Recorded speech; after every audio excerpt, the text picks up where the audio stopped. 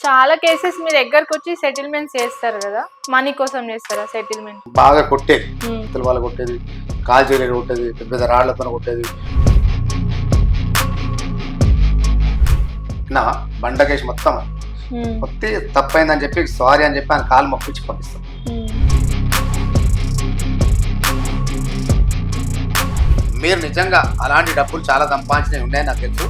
అలాంటిది ఏదంటే సంవత్సరం 365 రోజులు మీ ఇంటి దగ్గర ఒక పొయ్యి వెలిగియండి. గరీబోలు ఎవరైనా ఉంటే వాళ్ళకి సంవత్సరం 365 రోజులు అన్నం భోజనం పెడుతూనే ఉండండి. నా దగ్గరికి ఎందుకు వస్తారు తెలుసా మేడం? లాలబెల్లి లల్లు ముద్రాజ్ అన్న ఒక మంచి వ్యక్తి. ఆయన దగ్గరికి వెళ్తే వీలైతే మనకు న్యాయం చేస్తాడు అన్న ఆలోచన నీలాంటి వాళ్ళు వందలాది మంది, వేలాది మంది, లక్షలాది మంది చెప్తేనే వాళ్ళు మన దగ్గరికి వస్తారు.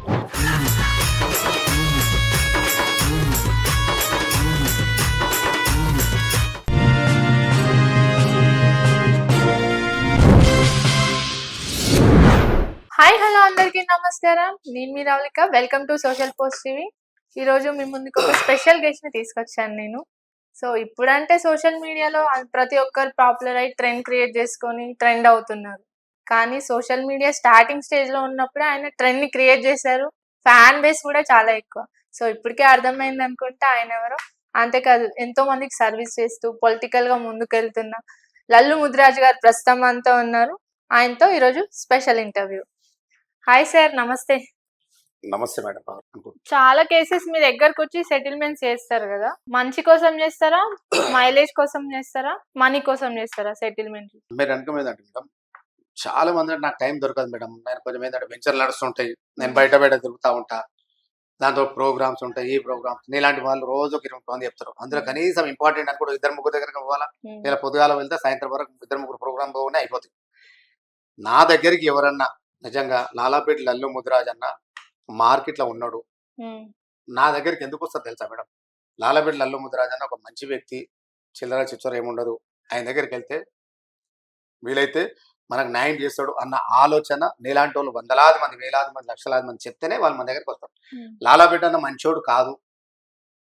లాలాపేట అన్న దగ్గరికి వెళ్తే ఈ ల్యాండ్ ఇస్తే ఆయన గుంజుకొని తింటాడు అనుకుంటే నా దగ్గరికి వస్తారు. హ్మ్. రాదు కదా. మన మీద ఒక మంచి అభిప్రాయం ఉంది కాబట్టే జనాలు మన దగ్గరికి వస్తారు. వస్తురంటే అందరని కాకుండా మనం కూడా ఏంటంటే ఒక్కటి 4 సార్లు ఆలోచిస్తాం. నిజంగా ఎవరికైనా అన్యాయం జరుగుతుంది. ఎస్ ఖచ్చితంగా వాళ్ళకి ఏదైనా ప్రాపర్టీకి సంబంధించిన డాక్యుమెంట్ ఉంటే అడ్వకేట్కి ఇస్తాం. అడ్వకేట్ చూసిన తర్వాత ఇందులో దమ్ముంది, ఇది రైట్స్ డాక్యుమెంట్, వేరే వాళ్ళు వీళ్ళు చీట్ చేస్తారు, మోసం చేస్తారు అనుకుంటే ఈ డాక్యుమెంట్ వీలైతే వస్తే మేము కొనుక్కుంటాం. లేదు అనుకుంటే వాళ్ళకి ఏదైనా ఉంటే మనం అగ్రిమెంట్ చేస్తాం. లేదనుకుంటే పిలిపిస్తాం. పిలిపించి వాళ్ళ వీళ్ళని ఒకసారి మాట్లాడతాం. మాట్లాడేసి వీళ్ళంతా కూడా న్యాయం చేస్తాం. లేదు అనుకుంటే పోలీస్ స్టేషన్లు ఉన్నాయి, కోర్టులు ఉన్నాయి. వీళ్ళ నుంచి డబ్బులు లేవు, మా దగ్గర డబ్బులు లేవు సార్, కోర్టులో తిరుగుతాం, మా దగ్గర డబ్బులు లేవు అనుకుంటే కూడా వాళ్ళకు కూడా మన నుంచి 100% న్యాయం జరుగుతుంది, సపోర్ట్ జరుగుతుంది. అవసరం అనుకుంటే అమ్మాయి మీ డాక్యుమెంట్ ఉన్నాయి కదా, ఇగో అడ్వకేట్ ఉన్నాడు, వీళ్ళ దగ్గర ఒక మీరు చిన్న అగ్రిమెంట్ రాసుకోండి. రేపు అవసరం అనుకుంటే వీళ్ళు కూడా ఏం చేస్తారు తెలుసా, పని అయినంత వరకు ఉంటాడు. పని అయిపోయిన తర్వాత ఏం రాసుకోలేదు అనుకో, వాళ్ళు కూడా చేయలు లేపేస్తారు. పని అయిపోయింది, వాళ్ళు అటు ఇటు ఫోన్ కూడా లేపరు మళ్ళీ. హ్మ్. చాలా మంది ఇట్లా ఉంటూ ఉండవు. అందుకే ఏదైనా ఒక అగ్రిమెంట్ తీసుకొని అవసరం అనుకుంటే ఆ డబ్బులు రూ. 10 కానీ, 10 లక్షలు కానీ, 20 లక్షలు కానీ, 30 లక్షలు కానీ ఏదైనా ల్యాండ్ మీద అవసరం అనుకుంటే కోర్టు ఫీజులు అవన్నీ కట్టు. కోర్టు ద్వారా మనం 100% కోర్టుకి వెళ్తాం. కోర్టు ఆర్డర్ ఇస్తే ఆర్డర్ ప్రకారం డిపార్ట్మెంట్ దగ్గరికి వస్తాం. డిపార్ట్మెంట్ సపోర్ట్ తీసుకుంటాం. ఏదైనా ఉంటే సార్ ఇది పరిస్థితి ఉన్నది, కొంచెం న్యాయం చేయండి అని చెప్పేసి గరీబోళ్ళకి న్యాయం చేయండి. కోర్టు ఏదైతే ఉందో కోర్టు ఆదేశాల మేరకు కోర్టు ఎవరికైతే న్యాయం చేసి వాళ్ళకు ఆర్డర్ ఇచ్చిందో వాళ్ళకి న్యాయం చేయండి సార్ అని రిక్వెస్ట్ చేసి వాళ్ళకి న్యాయం చేయడం జరుగుతుంది. కోర్టు ఆర్డర్ వచ్చిన తర్వాత ఆపోజిట్ అవసరం ఉంటే పిలిచి కోర్టు ఆర్డర్ వచ్చింది, ల్యాండ్ డిపార్ట్మెంట్ ద్వారా పొజిషన్ తీసుకోవాల్సి వస్తుంది, మీరు వచ్చి ఇదేమన్నా సెటిల్ చేసుకుంటుంటే మీకు మంచిగా ఉంటుంది రా బాబు అని చెప్తాం. అప్పుడు పిలిపించేసి ఎవరికి ఏ న్యాయం కావాలో వాళ్ళు చేసుకుంటారు. ఏదైనా ఉంటే అడ్వకేట్ ఉందో అడ్వకేట్ ఫీజు ఇచ్చుకుంటారు, వెళ్ళిపోతారు, చేస్తారు. అంతవరకే తప్ప స్పెషల్గా నేను ఇంతకుముందు చెప్పినట్టు కబ్జా అన్న పదం ఎవరన్నా అంటే తెలియకుండా దూరం కూడా నలుపు అన్నట్టు మా బాడీ లాంగ్వేజ్ చూసేసి వేరే వాళ్ళు అనుకోవచ్చు. ఇప్పుడు మిమ్మల్ని కూడా మీరు ఎంత మీ మనసుకు తెలుసు మీరు ఎంత డిగ్నిటీ ఉంటారు, హ్మ్. ఎంత మంచిగా ఉంటారు, ఎంత ఓపెన్గా ఉంటారు, ఎంత మంచి ఆలోచనతో ఉంటారు. కానీ మీ బాడీ లాంగ్వేజ్ చూసేసి మీ గురించి కూడా వేరే వాళ్ళు ఒక్కొక్కరు ఒక్కో టైప్ అనుకుంటారు. హ్మ్. అలాంటి వాళ్ళ గురించి మనం ఎప్పుడు పట్టించుకునే అవసరం లేదు. హ్మ్. అలాంటి వాళ్ళు పట్టించుకుంటే నువ్వు ఇక్కడే అయిపోతావు, ముందుకెళ్ళలేం. ముందుకెళ్ళడం. తొవ్వెంటి వెళ్తుంటే మొరిగే ప్రతి కుక్కకు నువ్వు రౌత్ వేసుకుంటా ఉన్నావనుకో, నువ్వు ఇక్కడనే ఉంటావు, నీకు గమ్యాన్ని చేరలేవు కాబట్టి మేము అలాంటివన్నీ కూడా ఏం పట్టించుకోలేదు. మనం చేసే వర్క్ ఏదైతుందో, మనం చేసే వర్క్ మన మనసుకు సాటిస్ఫాక్షన్ అవుతుందా లేదా, మన మనసుకు తృప్తినిస్తుందా లేదా, మనం ఈ సొసైటీకి ఇప్పటి వరకు మా ఏరియా పుట్టి పెరిగిన ఉంటుంది కదా, పుట్టి పెరిగిన ఏరియాలో మొత్తం ఈ తెలంగాణ మొత్తం తెలవచ్చు. నేను ఎక్కడైతే పుట్టి పెరిగినో అక్కడ మీరు ఎవరి దగ్గరికి వెళ్ళినా, నేను చాయ్ బండి, రోడ్ మీద ఫ్రూట్స్ అమ్ముకుంటారు, కిరాణా దుకాణాలు, హోటళ్ళు, వీలైతే రోడ్ మీద 24 అవర్స్ ఉంటుంది కదా, లాలాపేట లల్లు ముదిరాజ్ అన్న ఎలాంటి వ్యక్తి అని చెప్పేసి మీరు ఖచ్చితంగా మీరు ఒకసారి ఆరా తీసినా కూడా లాలాపేట లల్లు ముదిరాజు అన్న మా బస్సుకి నేమ్ తీసుకొచ్చిండే తప్ప మా బస్సు నేమ్ ఖరాబ్ చేయలే. రెండోది, ఆయన నుంచి ఈ సొసైటీకి ఎలాంటి ప్రాబ్లం లేకుండా బతికే వ్యక్తి లాలాపేట లల్లు ముదిరాజు అని చెప్తారు 100%. నేను చెప్పుడు కాదు, మరి ఎప్పుడైనా అవసరం అనుకుంటే అసలు మీరు ఎక్కడ పుట్టినారు, ఏంటి మీ ఫ్యామిలీ బ్యాక్గ్రౌండ్? ఫ్యామిలీ బ్యాక్గ్రౌండ్ ఉంది. మా డాడీ దాదాపు ఒక 78 ఏళ్ల కిందనే మా డాడీ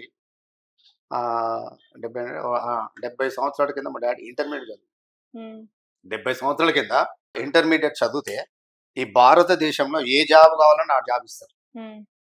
ఆ రోజు 5th 7th క్లాస్ చదివిన గుంజుకో టీచర్ లెక్క పెట్టిన వాళ్ళు ఉన్నారు. టీచర్ గాను ఏదో కొంచెం లెసన్ చెప్పని చెప్పి అలా మా డాడీ ఏం చేసినంటే లాడుకా బేటా గాండు అంటారు సార్. మా నానమ్మకు ఒక్కడే లేట్ పుట్టాడు. మా నానమ్మ దగ్గర డబ్బులు మస్తున్నాయి. మా నాన్నమ్మ వాళ్ళ ఆడపిల్ల అంటే మా డాడీకి అత్త అవుతుంది.